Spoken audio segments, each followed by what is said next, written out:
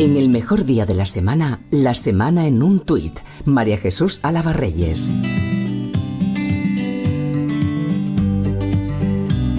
Qué sensación más maravillosa cuando abrazas a una persona a la que quieres de verdad. No regatees tus abrazos ni tus muestras de cariño a quien lo merece.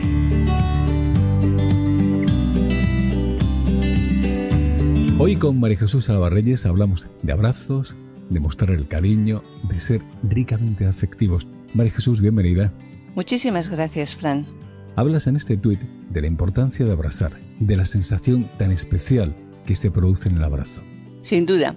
Fíjate que es muy curioso, lo hemos comentado a veces, vamos a pensar en un niño pequeño, en cómo siente ese niño pequeño el abrazo, en cómo nos abraza y en cómo se abandona cuando le abrazamos, cómo pone su carita sobre nuestro hombro, la sensación de bienestar tan impresionante que siente. Fíjate si lo sentimos nada más nacer, si es ese abrazo tan acogedor, tan reparador, que nos pasa a muchísimos adultos para que de repente la gente deje de abrazarse o se abrace de esa forma rígida, hermética, como a la defensiva, diciendo, por favor, lo importante que es seguir abrazando a cualquier edad, a cualquiera, incluso en la adolescencia, cuando parece que no quieren nuestros abrazos y que huyen de ellos directamente. Ni el contacto físico es mentira. Incluso en esos momentos sigue siendo de una importancia vital. Los niños y las personas más mayores son las que mejor abrazan y las que más acogen ese abrazo.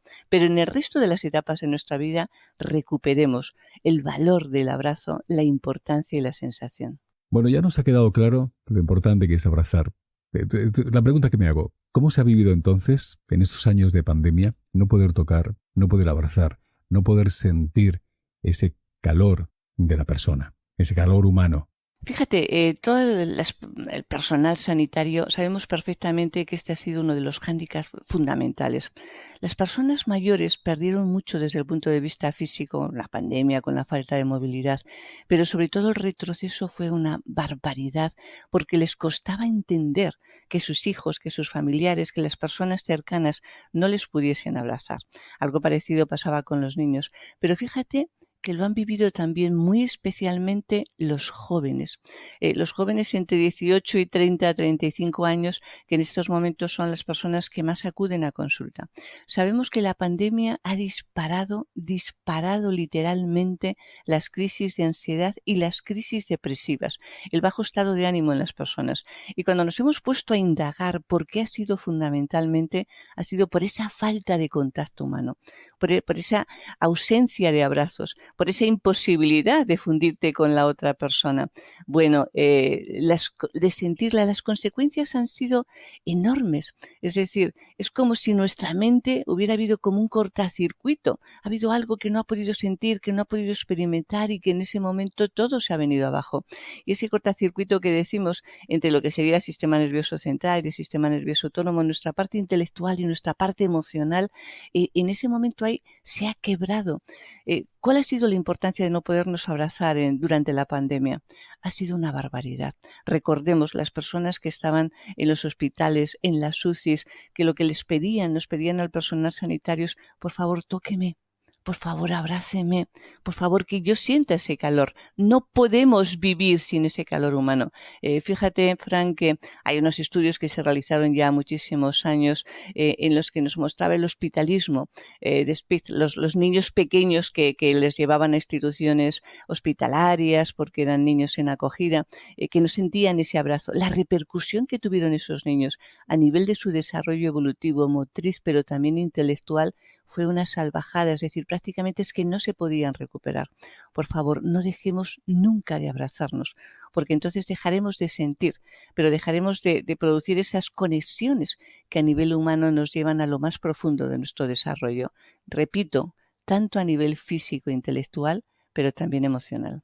María Jesús, para aquellos que les cuesta o que no eran conscientes hasta ahora del valor que produce la expresión de estos gestos, el abrazar, el mostrar el cariño, ¿hay alguna forma para poder trabajar esta emoción, este gesto?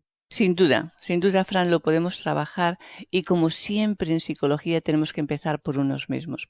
Fíjate, esas personas que saben que se encuentran como embaradas, ¿no? Tensas, rígidas ante un abrazo, es más que intentan evitarlo, como sea que se sienten una incomodidad profunda, lo que tenemos que hacer es que empiecen a abrazarse a sí mismas, que empiecen además a acariciarse en lo que es el abrazo, ¿no? En los brazos, en la espalda, que empiecen a experimentar de nuevo esa sensación placentera.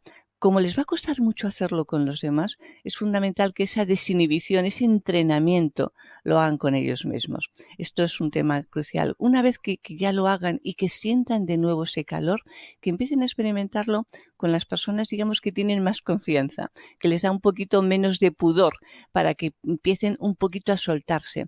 Y luego que tengan una visión muy clara. Cuando abrazan a alguien, que intenten relajar la tensión. Simplemente relajar. Es decir, no les pido que abracen fuertemente, que masajeen la espalda de la otra persona. No, simplemente que dices, bueno, me voy a quitar esa tensión, me voy a dejar un poquito llevar. Y luego un tema esencial. Si ese contacto que te cuesta tanto un poco con el cuerpo, lo consigues al menos en el rostro, con la cara, esto nos va a desinhibir inmediatamente todo el resto.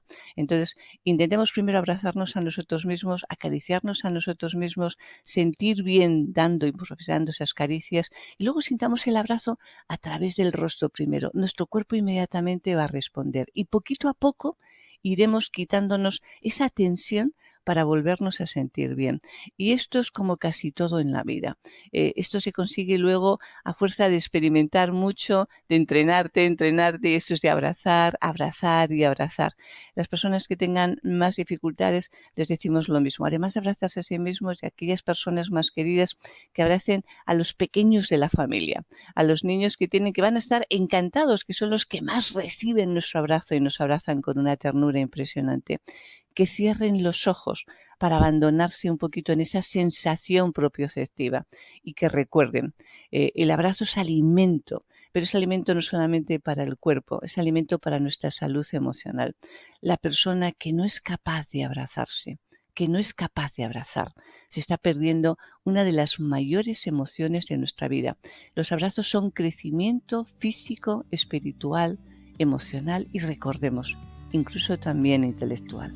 Bueno, pues ya sabemos el valor y la importancia que tiene abrazar, así que vamos a empezar primero por nosotros mismos. La semana en un tuit.